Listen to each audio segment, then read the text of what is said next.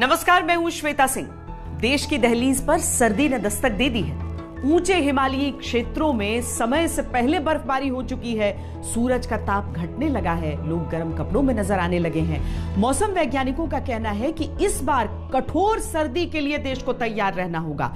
उत्तर के मैदानी इलाकों से लेकर मध्य भारत तक के राज्यों में इस बार पारा सामान्य से काफी नीचे जा सकता है। मौसम विभाग के अनुसार भारत सबसे भयंकर और सबसे लंबी ठंड के मुहाने पर खड़ा है।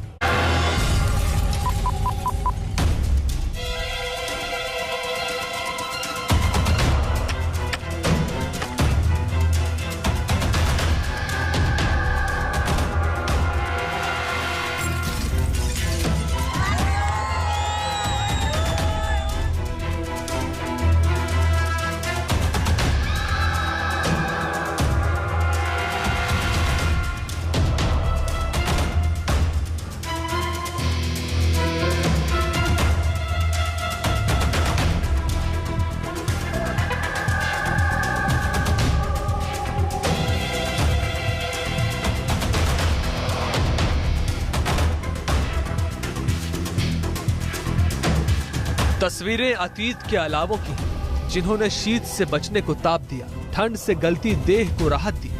लेकिन इन अलावों में ही निकट भविष्य की चिंता वाली चिंगारियां चटक रही हैं, क्योंकि चिंता है कि क्या हिमयुग आने वाला है। देश में आने वाली है खतरनाक सर्दी।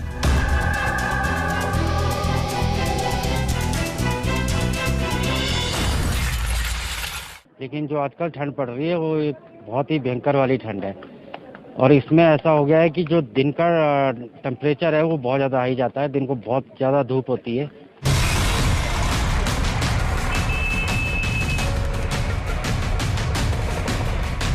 झेलना होगा अभूतपूर्व ठंड का दंड।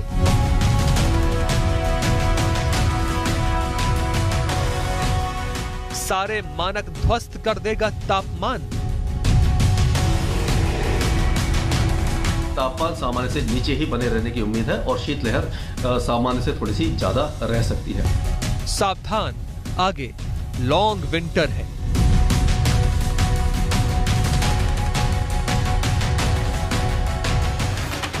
मौसम की चाल पर नजर रखने वाले कह रहे हैं कि इस बार ठंड का संवेदी सूचकांक ऐसा धड़ाम होगा कि भारत में अभूतपूर्व सर्दी का विस्फोट होने वाला है। तापमान का सूचकांक ऐसा पहले नहीं गिरा। पारे की उल्टी चाल शुरू हो चुकी है और जैसे जैसे पारा गिरेगा वैसे वैसे सर्दी का भाव और ताव दोनों उठेंगे। देश ने इस बार प्रकृति का रौद्र रूप देखा। हिमालय के सीने पर जल प्रहार से पहाड़ खिसकने लगे।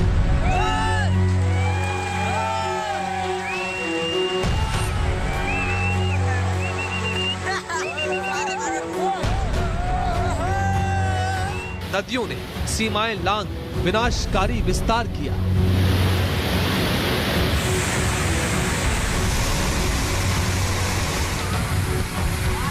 मॉनसून का विलंबित राग मल्हार अक्टूबर के अंत तक व्याधा बना रहा।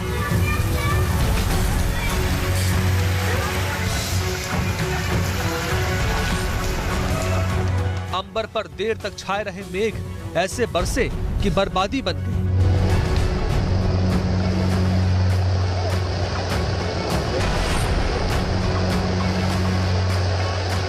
मौसम की चाल संभली और समय के हिसाब से दिखी तो अब सर्द आफत की आशंका ने देश की दहलीज पर दस्तक दी है।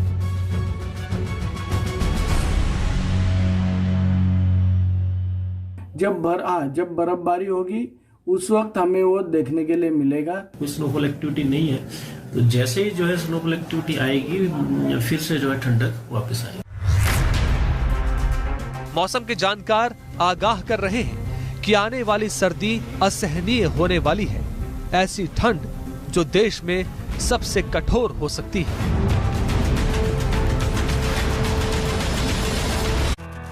इस बार मॉनसून देर तक बरसा। हिमालय के क्षेत्रों में बर्फबारी अक्टूबर में ही हो गई। इसी से संकेत मिलने लगे कि इस बार सर्दी पहले से ज्यादा होगी। जम्मू कश्मीर, लद्दाख, हिमाचल प्रदेश, उत्तराखंड का मौसम बदला तो यह तय हो गया कि मैदानी इलाकों में हवाएं ठंडी होने वाली हैं। मौसम वैज्ञानिकों ने कहा कि दिसंबर, जनवरी और फरवरी में हवाएं सामान्य से बहुत ज्यादा ठंडी हो सकती हैं। एक रिपोर्ट में कहा गया है कि जनवरी फरवरी के महीने में उत्तर भारत के कई इलाकों में तापमान 3 डिग्री सेल्सियस तक जा सकता है।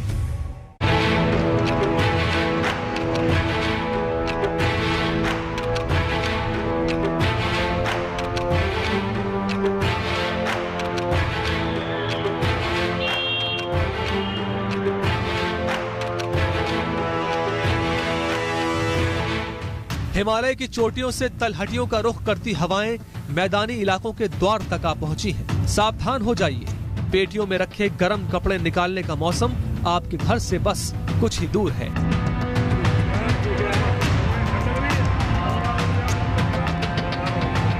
अलाव का बंदोबस्त कर लीजिए। शीतलहर से लड़ने के लिए लोहे जैसा हौसला तैयार रखिए, क्योंकि इस बार की ठंड साधारण और सामान्य नहीं होने वाली है। अभी तक देखें तो टेम्परेचर नॉर्थ वेस्ट इंडिया में लगभग नॉर्मल रहा है और कुछ दिन में बिलो नॉर्मल रिकॉर्ड किया गया है। ये सभी एरिया है जम्मू एंड कश्मीर, हिमाचल प्रदेश, उत्तराखंड, वेस्ट राजस्थान, हरियाणा और वेस्ट यूपी। अभी अगले 2 हफ्ते की बात करें, इसमें यही सब एरिया में नॉर्थ वेस्ट इंडिया में temperature normal to below normal होने का उम्मीद किया जा रहा है।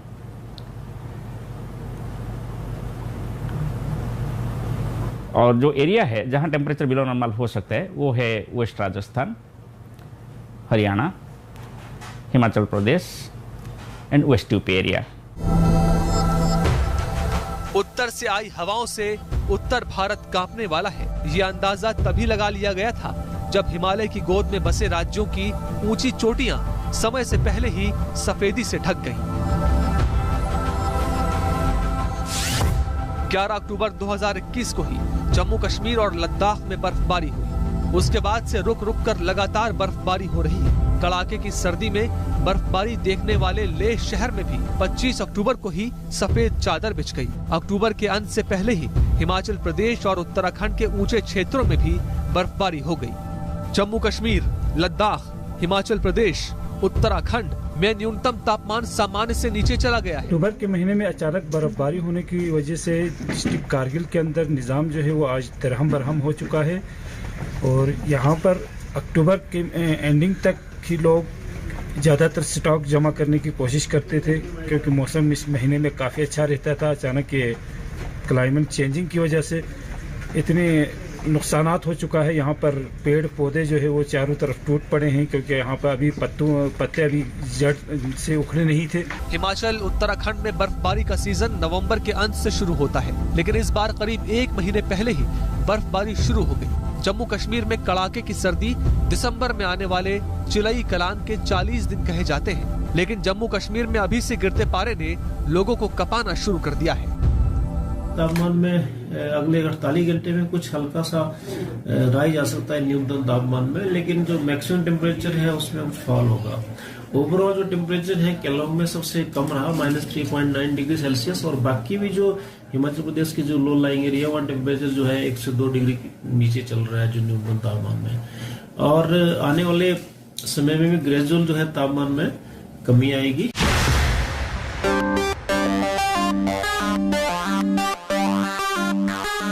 पहाड़ों में गिरता पारा पहाड़ों सहित मैदानों के लिए आने वाले दिनों में मारक साबित हो सकता है।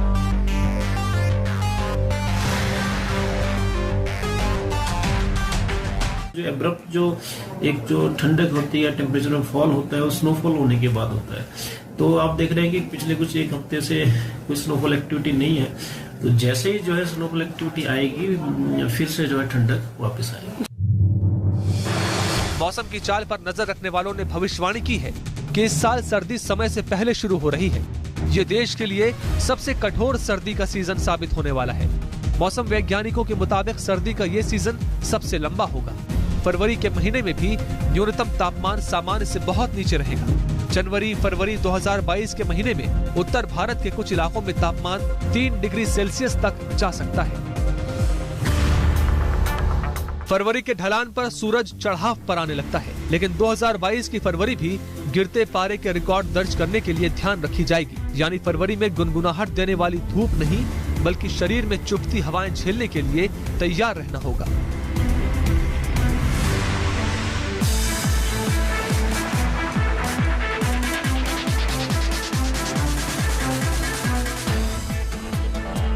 मौसम इस बार टेढ़ी चाल चल रहा है। लंबे सर्द मौसम हड्डियां गलाने वाली ठंड से लड़ने के लिए तैयार रहिएगा।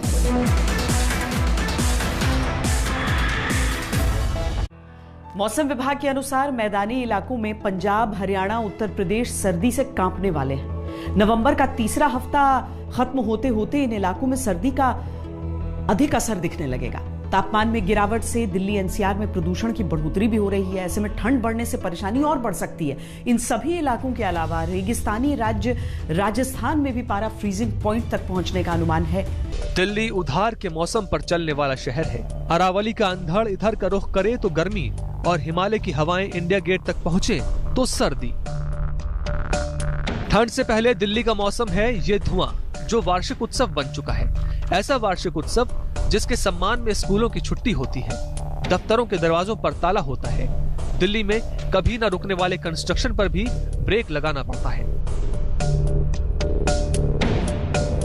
हर साल हवाओं में नमी बढ़ते ही दिल्ली प्रदूषण के अंधकार में डूबने लगती है, जिसकी वजह है अक्टूबर के अंत में हरियाणा, पंजाब में जलाई जाने वाली पराली, जिसका धुआं विशाल बादलों की तरह दिल्ली की तरफ आने लगता है। जाड़ों में पहाड़ों से चली ठंडी हवाएं दिल्ली का रुख करती हैं। ये ठंडी हवाएं दिल्ली के आसमान पर छाई गर्म हवाओं की परत के नीचे आ जाती हैं। दिल्ली के आसमान पर गर्म हवा की पहली परत होती है, इसके नीचे ठंडी हवा की परत होती है। ठंडी हवा गर्म हवा के ऊपर नहीं उठ पाती और इसी का नतीजा है कि पराली के धुएं सहित दिल्ली की सड़कों, कंस्ट्रक्शन साइटों और फैक्ट्रियों से निकलने वाला प्रदूषण दिल्ली का दम घोटता रहता है, क्योंकि उसे ऊपर जाने का रास्ता ही नहीं मिलता। कयास है कि दिल्ली में इस बार ठंडी हवाएं लंबे समय तक दोहरी मार कर सकती हैं, यानी दिल्ली सर्द भी होगी, उसके आसमान पर धुएं की गर्द भी होगी।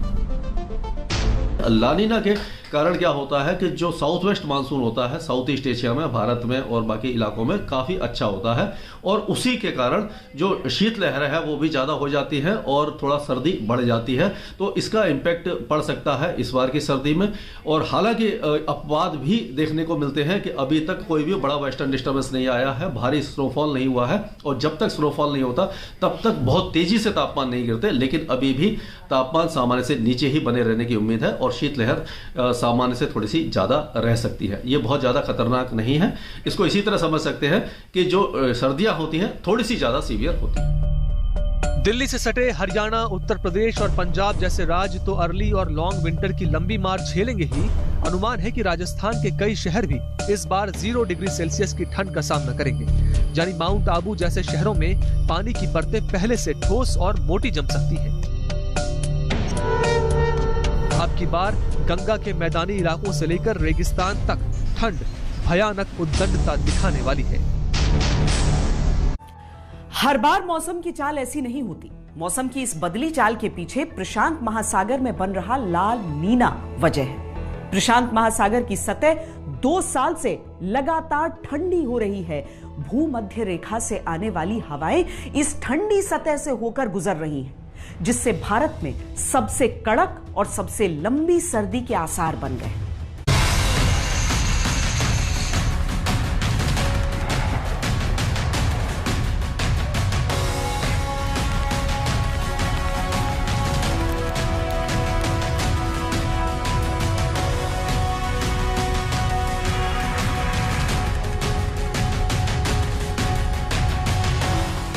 चिंता है कि गंगा जमुना के मैदानी इलाके इस बार जमने के कगार पर पहुंच जाएंगे। शीतलहर कहर बनकर टूटेगी। कैलेंडर के पन्ने पर दिसंबर दिखेगा और इसी महीने से उत्तर भारत थर थर कांपने वाली सर्दी की चपेट में आ जाएगा।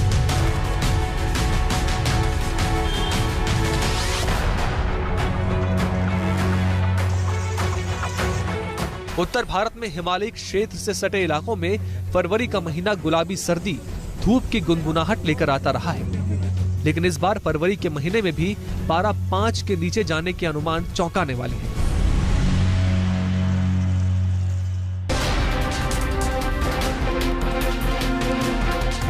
मौसम की इस ढाई चाल के पीछे वजह बताई जा रही है ला नीना। ला नीना समुद्र की सतह पर घटने वाली एक भौगोलिक घटना का स्पेनिश नाम है, जिसका अर्थ है छोटी लड़की।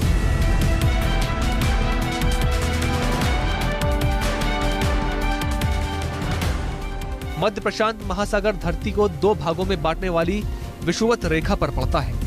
पूर्व में पेरू के समुद्री तट से बहने वाली ट्रेड विंड्स ऑस्ट्रेलियाई महाद्वीप की तरफ बहती है। इन हवाओं के साथ गर्म जल धाराएं ऑस्ट्रेलियाई महाद्वीप तक आती हैं, जिससे यहाँ बड़ी मात्रा में मानसून बनता है और भारत तक इसका असर पड़ता है। उधर पेरू के तट पर समुद्र की सतह बहुत बड़े क्षेत्र में सामान्य से ज्यादा ठंडी होने लगती है।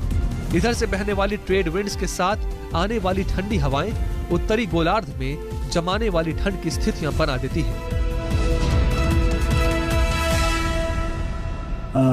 जो पैसिफिक जो ओशन है, उस सेंट्रल पैसिफिक में जो वहाँ का जो तापमान है, वहाँ का जो टेम्परेचर है, वो एवरेज टेम्परेचर से अगर 0.5 डिग्री से कम हो जाता है एवरेज टेम्परेचर से उस पर्टिकुलर एरिया में, तो उस कंडीशन को ला नीना बोलते हैं।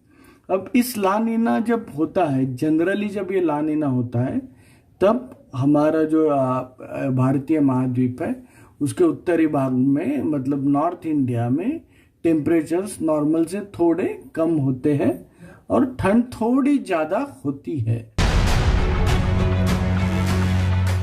लगातार 2 साल से ला नीना की स्थिति बनी हुई है।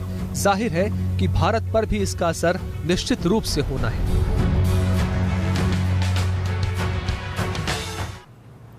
ला नीना का मतलब होता है कि वेस्ट इक्वेटोरियल पैसिफिक रीजन पे ज्यादा वार्मिंग हो रहा है और ईस्ट इक्वेटोरियल पैसिफिक रीजन पे कम वार्मिंग हो रहा है। जब अपोजिट होता है, यानी ईस्ट इक्वेटोरियल पैसिफिक ओशन पे ज़्यादा टेम्परेचर बढ़ जाता है मगर वेस्ट इक्वेटोरियल पैसिफिक में टेम्परेचर कम होता है कंपेयर टू नॉर्मल, इसको हम एल नीनो बोलते हैं। जब ला नीना कंडीशन होता है, यानी वेस्ट इक्वेटोरियल पैसिफिक रीजन पे ज़्यादा वार्मिंग हो रहा है, तब इसका इम्पैक्ट इंडिया के ऊपर डिफरेंट वेदर पैरामीटर के ऊपर डिफरेंट होता है।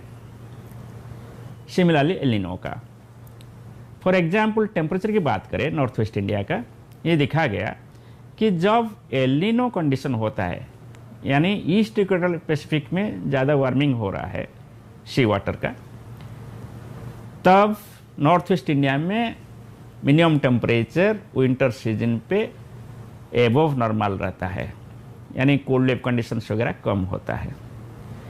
मगर जब ला नीना कंडीशन प्रिवेल करता है, यानी वेस्ट इक्वेटोरियल पैसिफिक ओशन पे आपका ज़्यादा टेम्परेचर एबव नॉर्मल है compare to east equatorial Pacific, इस सीजन पे यानी ला नीना सीजन पे नॉर्थ वेस्ट इंडिया में टेम्परेचर नॉर्मल से बिलो रहने का ज़्यादा प्रोबेबिलिटी होता है।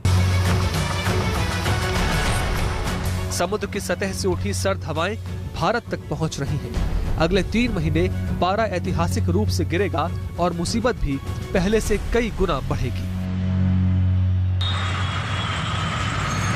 सर्दी के मौसम की मार इस बार उत्तर भारत पर भारी पड़ने वाली है। उत्तर भारत और दक्षिण भारत के कई इलाकों में अक्टूबर के अंत तक बादल बरसते रहे। 1975 के बाद यह पहली बार हुआ जब मानसून की विदाई भी रिकॉर्ड देरी से हुई। लंबे समय तक मानसून का टिके रहना भी इस अर्ली और लॉन्ग विंटर सीजन के पीछे एक वजह है।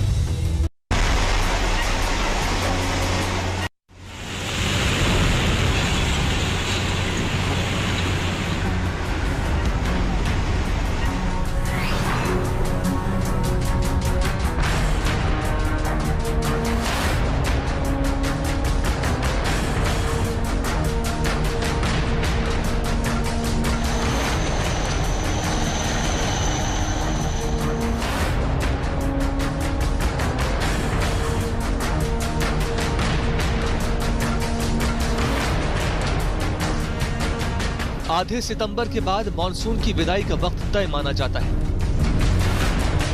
इस बार सावन भादो तो बादल बरसे ही, कार्तिक में भी ऐसे घनघोर बरसे कि बर्बादी का मंजर बना दिया।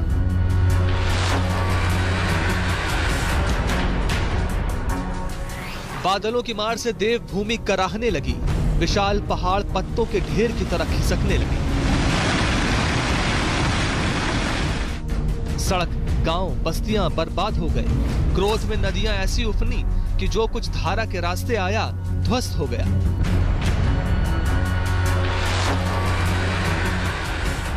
पचास के करीब लोग आपदा की आहुति बन गए।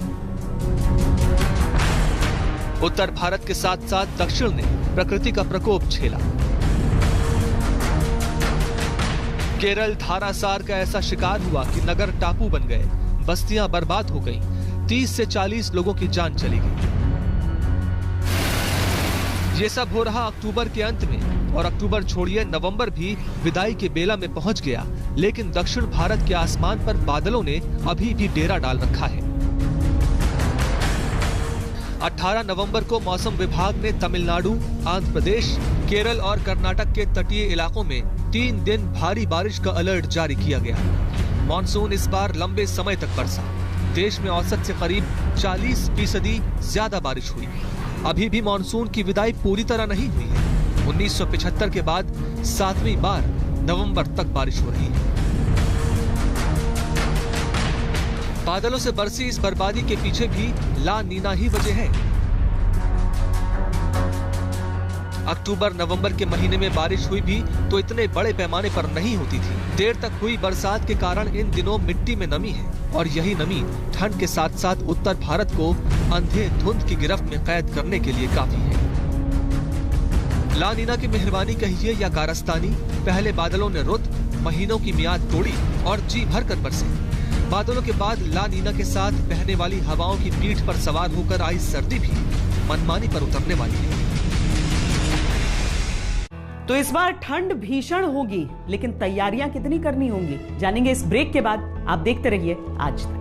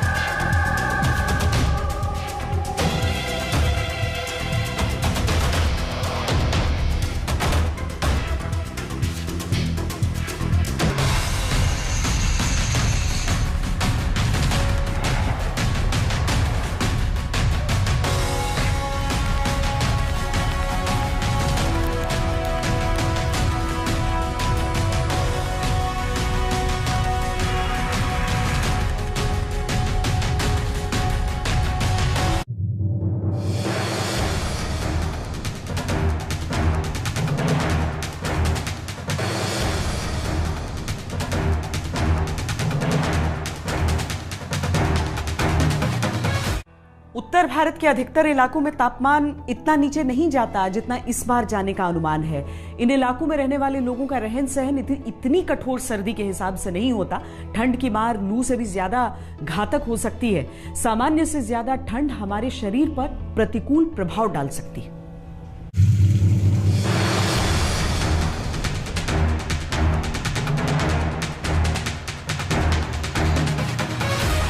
उत्तरी पहाड़ी राज्यों जम्मू कश्मीर, हिमाचल प्रदेश, उत्तराखंड, पंजाब, हरियाणा, राजस्थान, पश्चिमी उत्तर प्रदेश और उत्तरी मध्य प्रदेश से मानसून लौट चुका है। पहाड़ों में तापमान समय से पहले ही फ्रीजिंग पॉइंट पर पहुंच चुका है।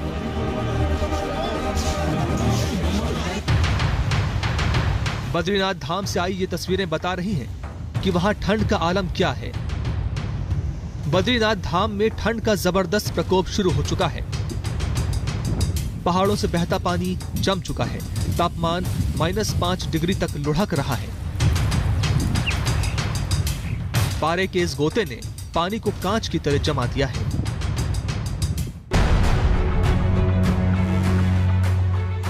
19 नवंबर की रात श्रीनगर में इस मौसम की सबसे ठंडी रात दर्ज की गई। घाटी में तापमान 0 डिग्री सेल्सियस से नीचे पहुंच गया है। 19 नवंबर की रात को तापमान -1.5 डिग्री सेल्सियस दर्ज किया गया। पहलगाम जम्मू कश्मीर में सबसे ठंडी जगह रहा। पहलगाम में तापमान -4.3 डिग्री सेल्सियस दर्ज किया गया।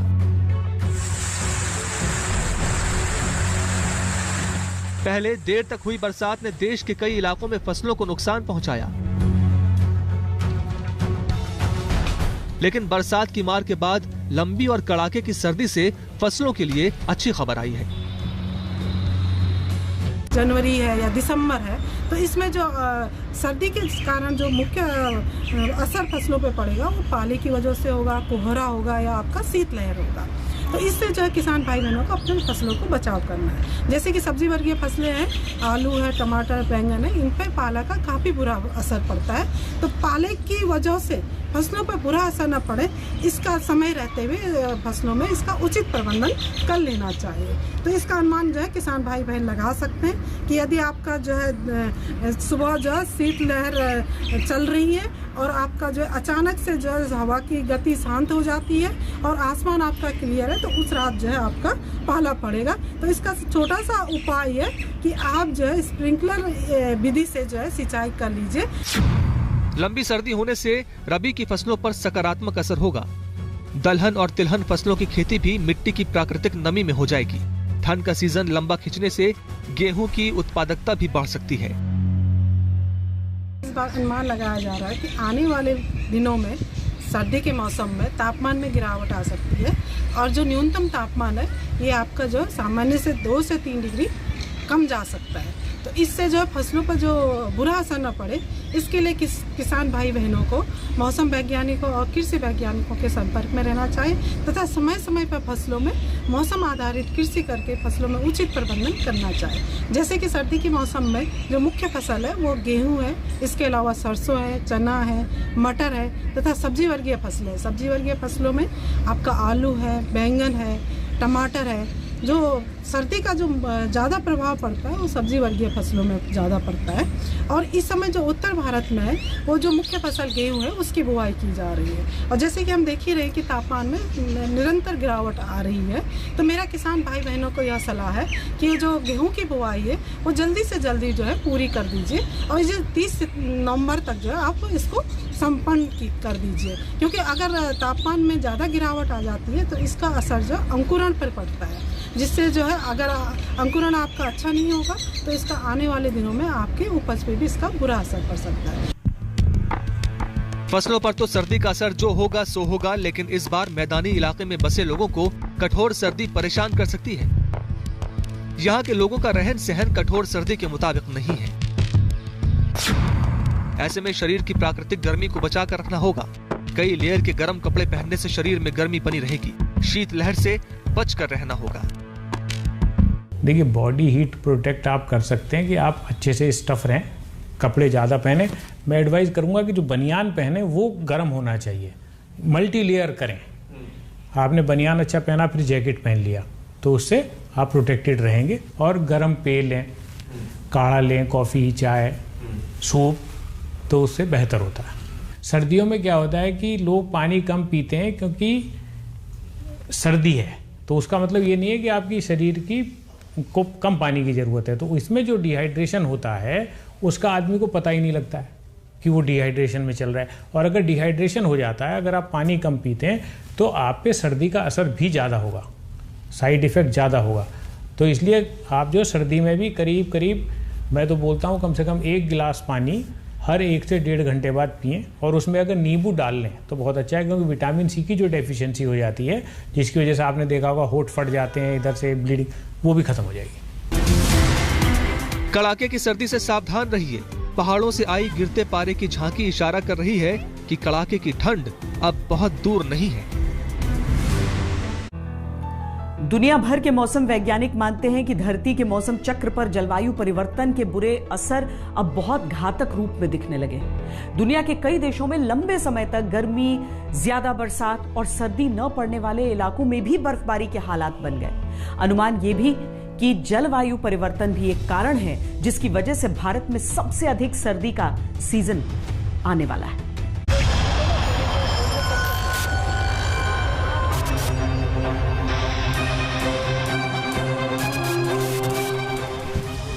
मैदानी इलाकों में जाड़ा, पाला और कोहरा सर्दी के मौसम में आम बात रहे, लेकिन अब पारा सब जीरो टेम्परेचर तक पहुंचने के अनुमान है।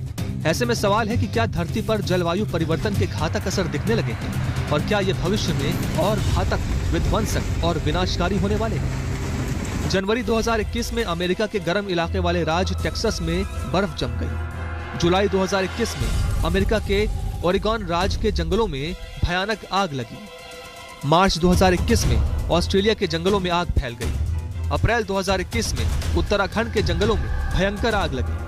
अक्टूबर 2021 में उत्तराखंड, केरल में अतिवृष्टि से बाढ़ आ गई।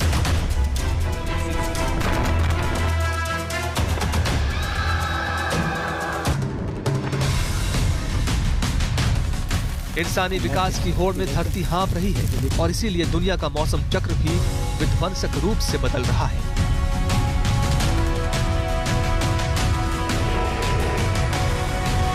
बदलती जलवायु के असर से धरती पर बोझ बढ़ा है। इस बोझ को इंसानों को ही मिलकर घटाना होगा, वरना पलायन के लिए भी कोई जगह नहीं बचेगी। अभी के लिए इतना ही। देश और दुनिया की बाकी खबरों के लिए देखते रहिए आज तक।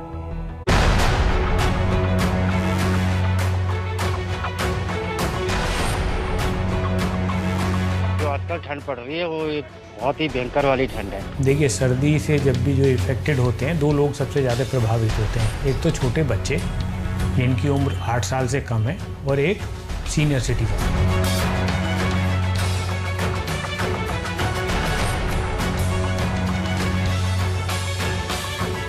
वेस्टर्न डिस्टर्बेंस अभी नहीं आया है, तो उसकी वजह से जो एब्रप्ट जो ठंडक होती है, टेम्परेचर में फॉल होता है, वो स्नोफॉल होने के बाद होता है। शीतलहर चल रही है और आपका जो अचानक से जो हवा की गति शांत हो जाती है और आसमान आपका क्लियर है, तो उस रात जो है आपका पाला पड़ेगा।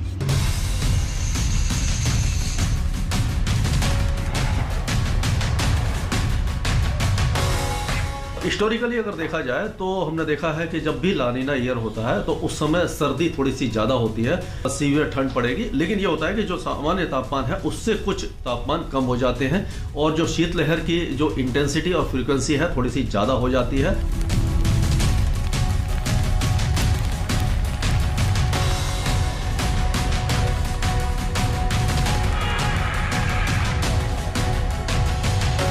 में देखिए 2 या 3 दिन ऐसे आते ही है जो पूरा दिन अब टेम्परेचर वहाँ का 6-8 डिग्री सेल्सियस रहेगा। बहुत सारे फैक्टर्स के ऊपर डिपेंड करते हैं, जैसे atmospheric circulation, seasonal circulation features.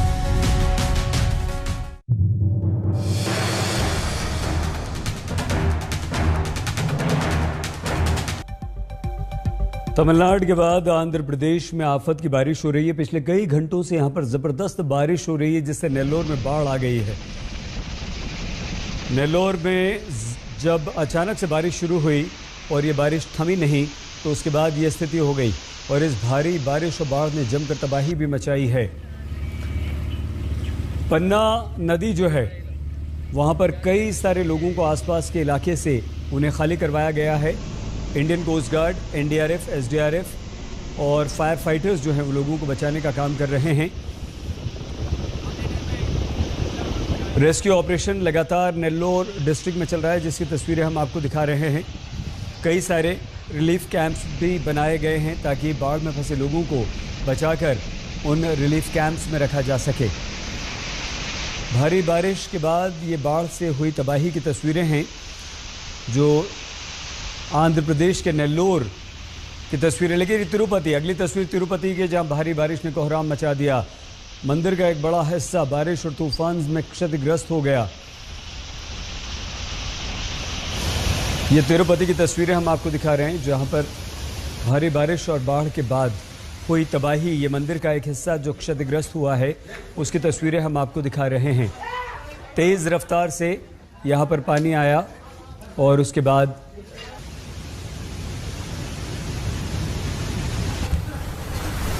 ये तस्वीरें तिरुपति में एक मंदिर की तस्वीरें हैं, जिसका एक बड़ा हिस्सा भारी बारिश और उसके बाद आई बाढ़ से क्षतिग्रस्त हो गया, क्योंकि पानी का बहाव इतना तेज था कि वो अपने साथ सब कुछ बहा कर ले गया।